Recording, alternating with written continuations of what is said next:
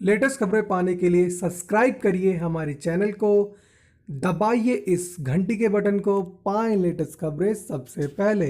तेज बारिश से शाम 4 बजे छाया अंधेरा, वाहनों की लाइट जलाना पड़ी। शहर में दोपहर तक तेज धूप रहने के बाद करीब 3:30 बजे अचानक मौसम में परिवर्तन हुआ। तेज हवा के साथ कुछ ही देर में शहर में घने काले बादल छा जाने से शाम को ही अंधेरा छा गया। शाम 4 बजे तेज बारिश शुरू हुई जो 1.5 घंटे चली। इस दौरान शहर में 1.2 इंच बारिश दर्ज की गई। इससे डालू मोदी बाजार, चौमुखी पुल, न्यू रोड, शास्त्री नगर सहित अन्य इलाकों में पानी जमा हो गया।